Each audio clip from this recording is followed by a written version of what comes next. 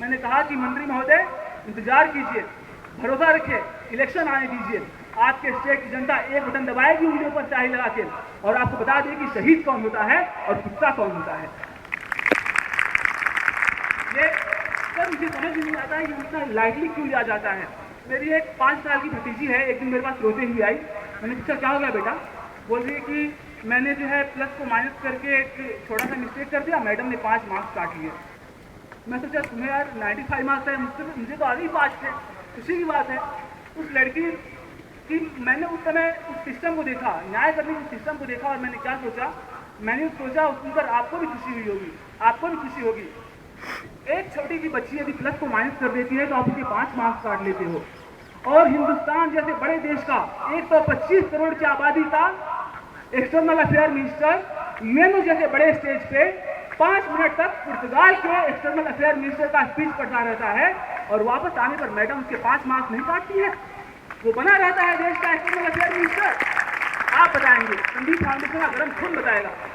दोस्तों, यदि दुनिया के सबसे दबंग देश का दबंग शासक पिछले साल की शुरुआत में भारत माता के कदमों में आकर नौकरियों की भीख मांगता है, तो वो इसलिए नहीं कि मोहन सिंह अहलूवालिया या मनमोहन सिंह की नीतियां ठीक हैं, बल्कि इसलिए मांगता है कि इस बात का डर है न जाने कब ऐसे ही किसी इंजीनियरिंग कॉलेज में पढ़ने वाला कोई एक नारायण मूर्ति निकले और इन्फोसिस जैसी कंपनी खोल के वहां के गूगल और माइक्रोसॉफ्ट जैसी कंपनियों का मार्केट गिरा के रख दे।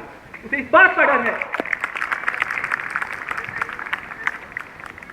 एक चीज जो मैं आपसे कहना चाहूंगा, हिंदुस्तान दुनिया का सबसे जवान देश है, ये आप भी जानते हैं। 125 करोड़ की आबादी में 68 करोड़ हम हैं, ये हमारी जवानी का दिन है। मेरे प्रोफेसर बैठे हुए हैं, उनके कदमों में एक पंक्ति रखता हूँ, करीब 19वीं सदी इंग्लैंड की थी, 19th सेंचुरी इंग्लैंड की थी, 20th सेंचुरी अमेरिका की थी, तो 21st सेंचुरी हिंदुस्तान की बेटी बेटियों की है, भारत माता की बेटी बेटियों की है।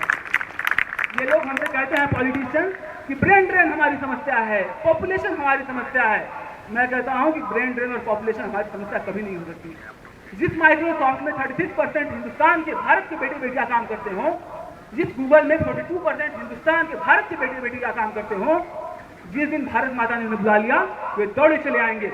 और मैं दावे के साथ कहता हूं कि उस दिन दुनिया की डोर छोड़ो, विंडोज तक खुलनी बंद हो जाएगी।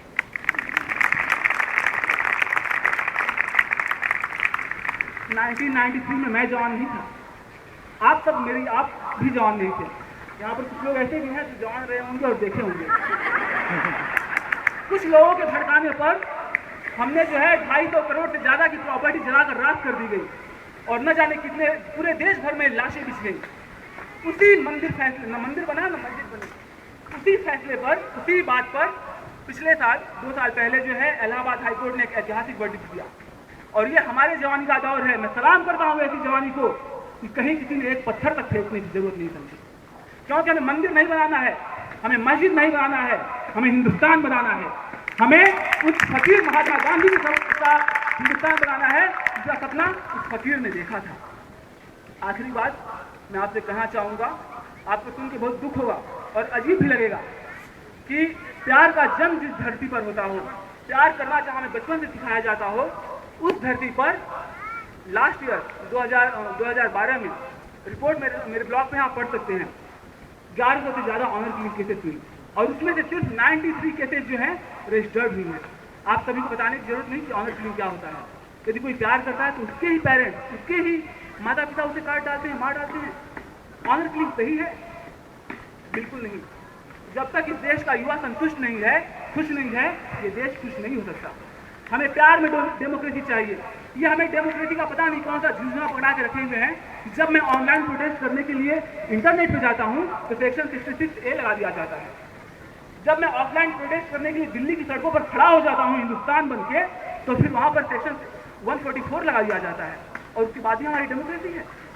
मानता हूँ डेमोक्रेसी है, लेकिन डेमोक्रेसी में कुछ होल हैं जो हमें बंद करने होंगे, नहीं तो हमारी आने वाली जनरेशन हमें कोसती रहेगी। ऑनर किलिंग रोकने के लिए हम सबको, आप झांक कर देखिए आपके अपने घर में, आपके अड़ोस पड़ोस में न जाने कितने विकुश अपने प्यार को पाने के संघर्ष में लगे हुए हैं। आखिरी गीत से मैं चाहूंगा कि आपका साथ हो। ऑनर किलिंग के लिए ही है इस डेमोक्रेसी की जवानी में।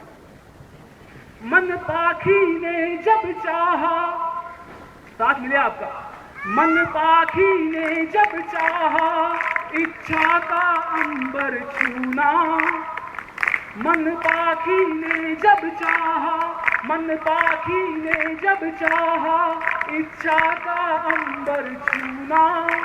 हर बार उड़ाने उमड़ी, हर बार कटी है पाखें, हर बार उड़ाने उमड़ी, हर बार कटी है पाखें। हम खुद में कितना उतरे, हम खुद में कितना उतरे, हम खुद में कितना झांके। हर बार तुम्हारा चेहरा, हर बार तुम्हारी आंखें, हर बार उसी का चेहरा, हर बार उसी की आंखें। दोस्तों, जब दिल्ली में पिछले, आप लोग सोचते होंगे कि इन 2 सालों में हमें मिला क्या। स्वामी रामदेव और बाबा अन्ना जी के आंदोलनों से हमें मिला क्या।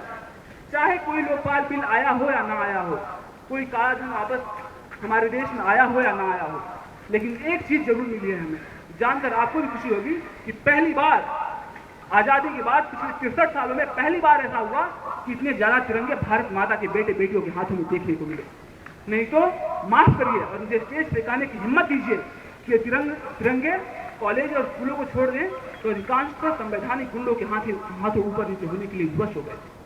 हमने क्या पाया इन दिनों, इससे मैं खत्म करूंगा अपनी स्पीच को, कि कुछ देशभक्त के मंत्र यहाँ हमने आकर वासे तो हैं, कुछ देशभक्त के मंत्र यहाँ हमने आकर वासे तो हैं, करप्शन के काले नागों के फन पर चढ़कर नाचे तो हैं, इस देशद्रोह के अंधड़ को आगे बढ़ ललकारा तो है, धीमा ही सही तमाचा पर उनके मुंह पर मारा तो है, धीमा ही सही तमाचा पर उनके मुंह पर मारा तो है।